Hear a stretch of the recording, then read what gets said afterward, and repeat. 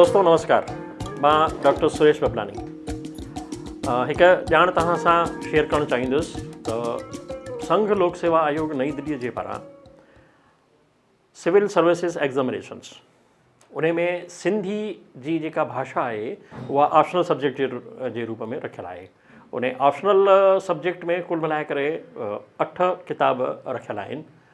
8 किताबनि में कहाणी भी शामिल आहे, नावल भी शामिल आहे, नाटक भी शामिल आहे ऐं सिंधी साहित्य जो इतिहास भी शामिल आहे, कविता भी शामिल आहे ऐं कविता सां गॾोगॾु हिकु साहित्य जी टेक्निकल टर्मिनोलॉजी थींदी आहे लिटरेरी क्रिटिसिज़म, जंहिंखे असीं सिंधीअ में चवंदा आहियूं साहित्यक तनक़ीद।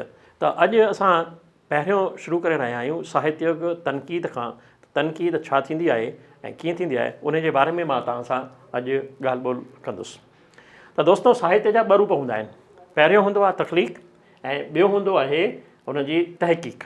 यानी तख़लीक़ यानी सृजन करणु, उपाइण या ठाहिण या लिखणु। लिखंदासीं त तनक़ीद बि, पर ओरिजिनल जेका राइटिंग हूंदी आहे उहा हूंदी आहे तख़लीक़ यानी सृजन, जंहिंमें लिखणु चइबो आहे। ऐं ॿियो आहे तहक़ीक़ी रूप, जंहिंमें अदब जा उसूल, हर हिकु शइ जा उसूल थींदा आहिनि। जीअं मैथ्स में, साइंस में उसूल यानी प्रिंसिपल्स आहिनि, तीअं ई साहित्य जा बि उसूल आहिनि। त जेॾीमहिल असीं साहित्य ते ॻाल्हि कंदासीं त ओॾीमहिल उन्हनि उसूलनि ते ॻाल्हि कंदासीं, पर अॼु असां रुॻो तनक़ीद जे उसूलनि ते ॻाल्हि कंदासीं ऐं तनक़ीद जे बारे में ॻाल्हि कंदासीं। त ॿियनि पहलुनि जी छंडछाण या उनजी व्याख्या या उनजो एलोबरेशन कयो वेंदो आहे, जीअं साहित्य जे उन रूप खे तनक़ीद या आलोचना चयो वेंदो आहे। माना जेकॾहिं मां का कहाणी पढ़ी उन ते मां कुझु पंहिंजा वीचार ॾियां थो पियो ऐं उहे वीचार कहाणीअ जी जेका टेक्निक आहे उन जे अनुसार आहिनि, त उहा तनक़ीद कहलाईंदी। इहा तमामु ज़रूरी बि हूंदी आहे। छो ज़रूरी हूंदी आहे? छो जो जेकॾहिं साहित्य जेको लिखियो वेंदो आहे उहो हिकु कला आहे। उन कला में कहिड़ी कहिड़ियूं कमियूं रहियूं ऐं कहिड़ियूं कहिड़ियूं सुठायूं आयूं आहिनि, उन ते वीचार जेको आहे नक़ाद कंदो आहे। तनक़ीद करण वारे खे असीं नक़ाद चवंदा आहियूं। उहो जेको कंदो आहे त उन सां अदब जो वाधारो थींदो। यानी अदब में जंहिं लेखक कुझु कमियूं रखियूं आहिनि त उनखे उनजी ॼाण पवंदी ऐं उन ॼाण सां हू पंहिंजे नॉलेज में वृद्धि कंदो, नॉलेज में इज़ाफ़ो कंदो ऐं इज़ाफ़ो करे उनखे अॻियां वधी करे ठीकु करे सघे थो। यानी उन सां अदब जो वाधारो थींदो ऐं अदब अॻियां असांखे सुधरियल रूप में ईंदो। तनक़ीद जी डिक्शनरी माना यानी जेका असीं जंहिंखे सिंधीअ में चऊं लिगुती माना आहे, उहो आहे परखणु यानी उन में कहिड़ियूं कमियूं आहिनि ऐं उन में कहिड़ियूं ख़ूबियूं आहिनि, उन जो नक़ाद जेको आहे बयानु कंदो आहे पंहिंजे हिन तनक़ीद में। यानी चइजे त कंहिं अदबी कारनामे खे पढ़ण खां पोइ उन ते सोचे वीचारे उन जी अदबी कथ करणु आहे तनक़ीद। तनक़ीद में बारीक बीनीअ सां दलीलूं सभ खां वॾी अहमियत रखनि थियूं पियूं। तनक़ीद न पर इहा तकनीस बि आहे। यानी घटिताई घणो करे जेके नक़ाद हूंदा आहिनि उनखे जेकॾहिं कंहिं ते तनक़ीद कंदा आहिनि त उहा उन्हनि जी लेखक जेको आहे उहो पंहिंजी सोचींदो आहे कि मुंहिंजी घटिताई थो करे पियो, पर उहा घटिताई न हूंदी आहे। उनखे सोच ॾियणी हूंदी आहे। जीअं कुंभर मटको ठाहींदो आहे न, त मटके में छा कंदो आहे, हिकु हथु अंदरे पासे में रखंदो आहे, हिकु हथु हुनजो ॿाहिरे पासे खां हूंदो आहे। अंदरे पासे हुनखे सपोर्ट कंदो आहे ऐं ॿाहिरे पासे खां जेका थपकी हणंदो आहे त हुनजो जेको बदन आहे उहो सुडोल थी पवंदो आहे। त उहो ई कमु हिते नक़ाद करे थो पियो। त उनजी तनक़ीद जी तबियत उनजी तक़ाज़ा सां कई वेंदी आहे। जीअं हुनजी जेको आहे कहिड़े तरीक़े सां हुनजी सोच आहे, कहिड़े तरीक़े सां वीचार आहे, उहा करे थो पियो। रोज़ाना जी ज़िंदगी में जीअं असीं हर शइ खे परखे करे तपासे करे वठूं था पिया। जीअं हाणे गर्मी अचण वारी आहे त असीं मटको वठंदासीं त मटको बि असीं वॼाए करे वठंदासीं, या का असीं कपिड़ो था वठूं त उनजी बि थिकनेस वग़ैरह सभु असीं जाचींदा आहियूं। तीअं ई अदब में बि उनखे जांच कई वेंदी आहे, उनजी क़ीमत कथी वेंदी आहे हली। साॻिए नमूने हिकु आलिम कंहिं रचना खे पंहिंजे वसी आलम ऐं ॼाण जी कसौटीअ ते परखे उनजो छेद सुठे ख़राब जो फ़र्क़ु ॾेखारे उनजी अदबी मयार मुक़ररु कंदो आहे। उन अदबी मयार खे असीं अदबी तनक़ीद चवंदा आहियूं। अदबी तनक़ीद महज़ शख़्सी राय न आहे। पंहिंजो जेको पर्सनल उनजो व्यू आहे कंहिं बि रचना खे पढ़ण खां पोइ उहा न आहे, पर उन खां उहा मथे आहे। इन जे लाइ असांखे खपे इल्म जी ॼाण, नज़र जी वसाहत ऐं हक़ीक़त शनासीअ जहिड़ा गुण। अहिड़ा गुण असांजे नक़ाद में हुजणु तमामु ज़रूरी आहिनि। रचना जी कथ ऐं व्याख्या लाइ जिन अदबी उसूलनि, मापनि ऐं माणनि जी ज़रूरत पवंदी आहे, उहे सभु तनक़ीद जा लाज़मी उनासर आहिनि। न सिर्फ़ु एतिरो, पर उन सिलसिले में यादि रखणु घुरिजे त आलोचना जा इहे उसूल जड़ या स्थिर न आहिनि। इहे वक़्त जी रफ़्तार सां बदिलंदा रहंदा आहिनि।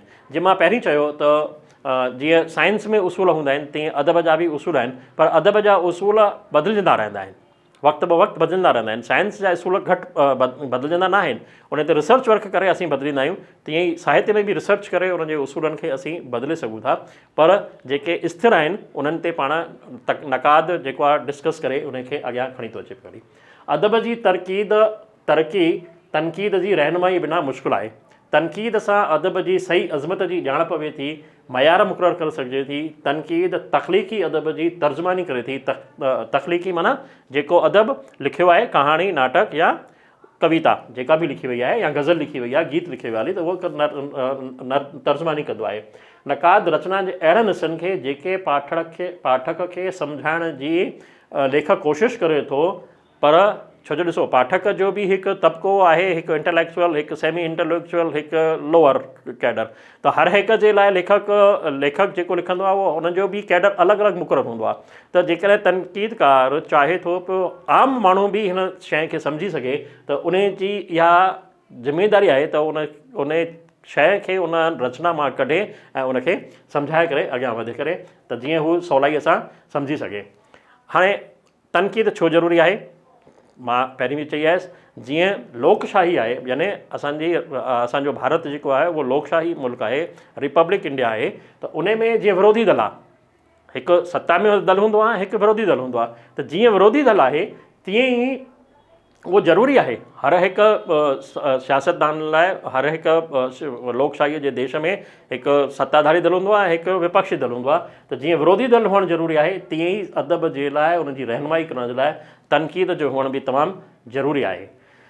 चाउ यंग हिकु चीनी राइटर आहे, उन जे अखरनि में जेकॾहिं अदब जी तरक़ीअ जो दारोमदार तनक़ीद ते ई आहे, उन जे अदम मौजूदगीअ में या त अदब जी तरक़ी रुकिजी वेंदी या अदब ग़लति राह ते वधंदो रहंदो। बराबरि असांजे ॾह जेके लेखक लिखनि था पिया, उहे जेकॾहिं उन्हनि खे असीं छुड़वाक छॾे ॾींदासीं त उहो जेको अदब ठाहींदा या लिखंदा, जेका उहा उनजी रचना असांजे समाज जे लाइ थी सघे थो कि लाभकारी न हुजे, उन सां असांजो समाज खे नुक़सानु पहुचे। हाणे आई रिचर्ड आहे, उहो चए थो हिकु सफल नक़ाद में गहरी नज़र, सहानुभूति, कल्पना शक्ति, जहन या ॿुधी, खरे ऐं खोटे खे सुञाणण जी कुवत यानी क़ाबिलियत ऐं अहिड़ा ई ॿिया गुण हुअणु ज़रूरी आहिनि।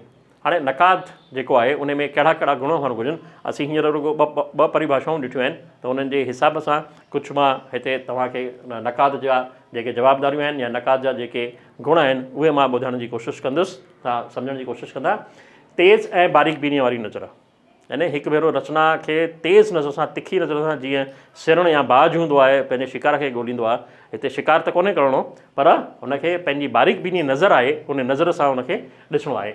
ॿियो आहे उनजे दोषनि खे अवाम जे साम्हूं आणणु, यानी जेके बि रचना में उणायूं आहिनि, कमियूं आहिनि, उहे अवाम जे साम्हूं खणी अचे। पंहिंजो रायो सोचे सम्झी करे ज़ाहिर करे, बिना सोच ऐं सम्झ जे हुनखे पंहिंजो रायो न आहे ॾियणो, हुनखे पहिरीं सोचणो पवंदो, सम्झणो पवंदो त मुंहिंजी हिन ॻाल्हि चवण सां समाज ते कहिड़ो असरु पवंदो, पाठक ते कहिड़ो असरु पवंदो ऐं लेखक ते कहिड़ो असरु पवंदो, उनखे बिल्कुलु बारीक बीनीअ सां हुनखे जांचणो पवंदो, तंहिंखां पोइ पंहिंजी राय हुनखे ज़ाहिर करणी पवंदी। साहित्य जी जंहिं रचना ते तनक़ीद करे थो उनजी उनखे पूरी ॼाण हुअणु घुरिजे, यानी जेकॾहिं मूंखे हिकु कहाणी मिले थी पई त मूंखे कहाणीअ जा सभु उसूल यादि हुअणु घुरिजनि, त कहाणीअ जा कहिड़ा कहिड़ा तकनीकी उसूल आहिनि, उन ते मां कीअं डिस्कस करे सघां थो, कीअं लिखी सघां थो पियो, कहाणी मूंखे जेकॾहिं लिखणी हुजे त छा छा यादि करणु घुरिजे, उन हिसाब सां अॻियां वधी सघे थो। माना साहित्य जी रचना जी तनक़ीद करण जे लाइ हुनखे उन उसूलनि जी ॼाण हुअणु घुरिजे। सिंफ़ जी पूरी ॼाण हुअणु घुरिजे। सिंफ़ माना कहाणी, नाटक, कविता या गज़ल या गीत, इहा असां सिंधी साहित्य जी या साहित्य जी सिंफ़ चवंदा आहियूं, साहित्य जी विधा चवंदा आहियूं। अदबी उसूलनि जी ॼाण हुअणु घुरिजे। कंहिं बि वेर या विंजोग जे मर्ज़ खां आज़ हुअणु घुरिजे, यानी बॉइज़ न हुअणु घुरिजे। जेकॾहिं मां कंहिं किताब खे खणां थो पियो ऐं उहो मुंहिंजो किताब जो लेखक आहे उहो मुंहिंजो दोस्त न आहे, पर मुंहिंजी जेका नज़र आहे उनजी उहा नज़र मुंहिंजे दोस्ती वारी नज़र न आहे, त मूंखे उनखां आज़ो थियणु घुरिजंदो। मूंखे जेकॾहिं तनक़ीद करणी आहे कंहिं बि ABCD जे किताब ते, त मां जेकॾहिं उनखां बॉइज़ न आहियां त मूंखे इहो बॉइज़ पणो जेको आहे उहो ख़तमु करिणो पवंदो, वेर ऐं विंजो ख़तमु करिणो पवंदो, उनखां पोइ मां पंहिंजा वीचार रखे सघंदुसि। कंहिं ख़ासि वाद, धर्म, मत, पंथ, सियासत ऐं फ़िरके खां किनारो करणु घुरिजे। माण्हू चवंदा आहिनि की अवगुणनि जी खाण आहे, त उन अवगुणनि में जेकॾहिं फैलिजी करे उन्हनि जे वचुड़जी करे जेकॾहिं का बि ॼाण ॾींदो त मां सम्झां थो उहा ठीकु न थींदी, छो जो हर हिकु धर्म जा पंहिंजा उसूल आहिनि, हर हिकु मत पंथ जा पंहिंजा उसूल आहिनि, हर राजनीतिक दल जा पंहिंजा उसूल आहिनि, हर हिकु जेको जेके पंहिंजो पर्सनल हुनजो मत आहे उहो अलॻि आहे, त उन खां उहो आज़ो थी करे लिखे। जेॾीमहिल तनक़ीद करे त हुनखे आज़ो थियणु रखणु घुरिजे, शख़्सी लाॻापनि खां परे हुअणु घुरिजे। जेकॾहिं को दोस्त आहे त मां उन ते सवली तरह सां जेको आहे हुनजी क्रिटिसाइज़ कयां, हुनजी बिल्कुलु चइजे की जीअं वार जी खल लाहिणु घुरिजे या हुनखे पूरी तरीक़े सां निचोड़े छॾिजे, निचपुड़े छॾिजे या रेंडू पाइजनि, ईअं न करणु घुरिजे। तनक़ीदकार खे पंहिंजा उसूल पंहिंजा सिद्धांत अलॻि रखणु घुरिजनि ऐं साहित्य जा सिद्धांत पाण सां गॾु रखणु घुरिजनि। पाण पहिरीं 2 परिभाषाऊं ॾिसी आयासीं, हाणे हिते वंसली आहे, उन जे अखरनि में हू छा थो चए पियो, चए थो to be a critic of literature is to possess a wide vision, balanced mind and inexhaustible insight into the deepest secrets of human mind. It needs to be sympathetic and yet alert towards the wisdom unflattering. माना केॾो हुनखे होशियारु हुअणु घुरिजे, उन जी हिन परिभाषा में ॼाण ॾिनी वई आहे। त बर्नार्ड शॉ छा थो चए, the true critic is the man who becomes your personal enemy on the sole provocation of a bad performances and will only be placed by good performance. हा, हुनखे तव्हांजो दोस्त जेको आहे उहो हुअणु घुरिजे कहिड़े तरीक़े सां कि जेके तव्हांजी रचना में उणायूं आहिनि उहे तव्हांजे साम्हूं खणी अचे ऐं तव्हांजूं जेके सुठायूं आहिनि उन्हनि ते हू जेको आहे अॻियां पाण खे वधाए सघे, उनखे तव्हांखे ॿुधाए सघे। हाणे हीअ 2 परिभाषाऊं पहिरीं ॾिनीसीं, 2 परिभाषाऊं ॿियूं ॾिठियूंसीं। उन जे आधार ते असां अचो त ॾिसूं कि हिकु नक़ाद में कहिड़ियूं ख़ूबियूं हुअणु घुरिजनि जेके हुनखे सचो दोस्त ठाहे सघनि थियूं पियूं, साहित्य जो बि ऐं साहित्यकार जो बि। सचे पारखो जी नज़र हुअणु घुरिजे, इतिहास जे रवायतुनि ऐं ज़िंदगीअ जे तमामु गहराइयुनि जी हुनखे ॼाण हुअणु घुरिजे कि अॼु जे ज़माने में छा हले पियो, छा वहे पियो, छा वापरे पियो। देश ऐं दुनिया जे अदब खां हू वाक़ुफ़ु हुअणु घुरिजे, न रुॻो हुनखे पंहिंजी भाषा जी ॼाण हुअणु घुरिजे, पर देश ऐं दुनिया जे अदब में छा पियो लिखियो वञे ऐं कीअं तरीक़े जा उन्हनि जा वीचार हलनि था पिया लेखकनि जा, उन्हनि जी बि हुनखे ॼाण हुअणु घुरिजे। ख़ूबियुनि लाइ साराह करे त ख़ामियुनि जे लाइ रस्तो बि ॾेखारे। यानी चवंदा आहिनि सनड़ी सनड़ी चुंडड़ी पाइणु, जे पाण दोस्ती में किथे रांदि कंदा आहियूं ॿार बचपन में, त केॾीमहिल का ॻाल्हि सुठी लॻंदी आहे पर हुनखे नंढड़ी सी चूंडड़ी पाईंदा आहियूं, त इहा चूंडड़ी पाइण वारी जेका ॻाल्हि आहे उहा नक़ाद में हुअणु घुरिजे। नक़ाद खे लेखक जी ओसर जो बि ध्यानु रखणु घुरिजे, नए ऐं पुराणे जी बि हुनखे ॼाण हुअणु घुरिजे। यानी जेको लेखक असां वटि आयो आहे, जंहिंजी रचना असांजे हथ में आई आहे, उहा रचना हुनजी पहिरीं रचना आहे या हिन खां पहिरीं बि हू रचना करे चुको आहे। हुन जो जेको सामाजिक बैकग्राउंड आहे, हुनजी फैमिली जो जेको बैकग्राउंड आहे, उहो फैमिली जो बैकग्राउंड हुनजो छा आहे, उनजी पूरी हुनखे ॼाण हुअणु घुरिजे। हिकु लेखक जेको नओं आयो आहे ऐं हिकु लेखक जेको पुराणो आहे, उन्हनि जी हुनखे पूरी ॼाण हूंदी त हू पंहिंजी रचना ते सुठा वीचार पेश करे सघे थो। नक़ाद खे माल रूमाल, हिते असां सिंधीअ में घणो करे चवंदा आहियूं माल ऐं रूमाल में ॾाढो सुठो आहे। यानी माल ऐं रूमाल माना ॿोलीअ में ॿोली, उन खां पोइ ईंदो आहे कला पक्ष ऐं भाव पक्ष। कंहिं बि रचना जा पक्ष जेको रचनाकार लिखंदो आहे त उनजो कला पक्ष अलॻि थींदो आहे, जेके रचना जा सिद्धांत आहिनि उन जी मां ॻाल्हि चवंदुसि त उहा कला पक्ष आहे। ऐं उनजो भाव पक्ष यानी हू हिन सेंटेंस जे ज़रिए या पंहिंजी रचना जे ज़रिए हू छा थो चवणु चाहे, उहो भाव पक्ष जेको आहे उहो लिखियलु हूंदो आहे। उन जी भाव पक्ष जी ॼाण नक़ाद खे ॾियणु घुरिजे कि मुंहिंजे हिसाब सां हिन रचना जे ज़रिए लेखक ही चवणु थो चाहे पियो, उनखे बि हू हुनखे चिटणु घुरिजे पंहिंजी आलोचना में, पंहिंजे क्रिटिसिज़म में। ऐं टियों आहे शैली, हुनजी भाषागत शैली कहिड़ी आहे, उन मुहावरे जो कीअं प्रयोग कयो आहे, हू छा गीत ऐं गज़ल जी टाइप में कहाणी थो लिखे या हिकु सुहिणनि ऐं सुठनि अखरनि में थो चवंदो वञे, उन्हनि टिनी जो ख़्यालु रखणु घुरिजे। इहो नक़ाद खे रखणु घुरिजे। ॿी ॻाल्हि चयो वेंदो आहे कि चवण खां पहिरीं सोचणु घुरिजे, सोचण खां पोइ ॻाल्हाइणु घुरिजे। त पाण खे का बि शइ कीअं लॻी उन ते पंहिंजी राय ज़ाहिर करण लाइ उनखे मुनासिबु लफ़्ज़नि जी चूंड करणु घुरिजे। जेॾीमहिल असीं ॻाल्हाईंदा आहियूं तॾहिं असीं सभु अखरनि जी चूंड कंदा आहियूं। अहिड़ी तरीक़े सां नक़ाद खे पंहिंजो रायो ॾियण जे लाइ बिल्कुलु एप्रोप्रिएट जेके अखर आहिनि उन्हनि एप्रोप्रिएट अखरनि जी चूंड करे उनखे लिखणु घुरिजे। पंहिंजे इन ई मक़सद ते पहुचण लाइ लेखक कहिड़ी वाट वरिती आहे। यानी हर हिकु रचना जो को न को उद्देश्य हूंदो आहे, त लेखक जेको उद्देश्य पाण खे ॿुधाइण थो चाहे उन ते हुन कहिड़ी वाट वरिती आहे, उहो सिधो सिधो चवणु थो चाहे या हुनखे लिखियलु अखरनि में थो चवणु चाहे, उनजी बि हुनखे पूरी ॼाण हुनखे हुअणु घुरिजे। ऐं लेखक छा थो चवणु चाहे पंहिंजी रचना जे ज़रिए समाज जे लाइ, छो जो साहित्य जी रचना समाज जे लाइ कई वेंदी आहे ऐं चयो वेंदो आहे कि साहित्य समाज जो आईनो आहे। त आईने में त सच उहो ई हूंदो आहे जेको असांखे ॾिसणु ईंदो आहे, जेको हूबहू शक्ल हूंदी आहे, पर उन आईने जे पुठियां हुनखे छा ॾिसणु थो अचे पियो, उहो ॾिसण बि हुनजी जवाबदारी आहे त हू कीअं ॾिसी करे ऐं चए थो पियो। जेको चवणु चाहे थो हुनजे कहिड़े नमूने इज़हार कयो वियो आहे। आलोचना में जेॾीमहिल पंहिंजा वीचार रखंदो त हुनजो इज़हार पंहिंजे उन अखरनि में कंदो, पर लेखक बि पंहिंजो इज़हार कहिड़े तरीक़े सां कयो आहे उन इज़हार ते हुनखे अचणु घुरिजे। रचना जो नक़ाद ते कहिड़ो असरु थियो, जेॾीमहिल कंहिं रचना नक़ाद उहा रचना पढ़ी त इमीडिएट जेको इफेक्ट थींदो आहे, यानी हिकु अखाणी असीं ॿुधंदा आहियूं या हिकु नाटक पढ़ंदा आहियूं त हिकदमि मां निकिरंदो आहे वाह छा त यार लिखियो अथई। त इहा जेका हुनखे आहे इहो उनजे लाइ बि हुनखे अखरनि जो उपयोग करणु घुरिजे कि हा बराबरि हिन रचना में हेतिरो दम आहे। ऐं हीअ रचना जीअं असीं का फिल्म ॾिसी करे ॿाहिरि निकिरंदा आहियूं त उन ते हिकदमि सोचंदा कंदा आहियूं त हा हीअ हिन फिल्म में यार हीअ थी जेको सीन हिन जो हीअ हो उहो बिल्कुलु ठीकु हो, त उन ते जेको असरु पवे पियो उन सीन जो, त रचना जो बि छा असरु पियो, उहो रचना जो असर बि उन ते पाण खे लिखणु घुरिजे, नक़ाद खे लिखणु घुरिजे। उन ई असर जे हू कहिड़े नमूने इज़हार थो करे, जेको असरु मां चयो जीअं हा वाह निकिरी वेंदी आहे हली हिकदमि अखर मां त पंहिंजे मुंहं मां, त तीअं हुनजे रचना खे पढ़ण खां पोइ छा हू वाह थो चए ओहो यार छा लिखियो अथई, त उहो बि ॾाढो कुझु असरु करे थो पियो। ख़ैर अॻियां था वधूं पिया। अदबी ॼाण सां अदबी कथा खे तनक़ीद चइबो आहे, यानी जेका अदबी उसूल जेके हुआ उन्हनि ते असां डिस्कस कंदासीं त उहा तनक़ीद थी वई हली। पर तहक़ीक़ बि थींदी आहे। हाणे तहक़ीक़ वरी छा थींदी आहे, उहा तहक़ीक़ छो जो हिन जो सब्जेक्ट न आहे, पर थोरो सो तहक़ीक़ ऐं तनक़ीद में फ़र्क़ु असीं सम्झी करे अॻियां वधंदासीं त वधीक ठीकु रहंदो। तहक़ीक़ यानी रिसर्च वर्क, जीअं साइंस में रिसर्च कंदा आहियूं, फिजिक्स केमिस्ट्री मैथ्स में रिसर्च कंदा आहियूं, तीअं ई रिसर्च जेको आहे साहित्य में बि थींदो आहे, त उहो रिसर्च थींदो आहे। तहक़ीक़ यानी सचाईअ जो इज़हार ॿिनि तरीक़नि सां, पहिरियों वैज्ञानिक, ॿियो अदबी चकास सां, ऐं उन सां गॾु परख ऐं तजुर्बे जी गंभीर छंड छाण थींदी आहे रिसर्च में।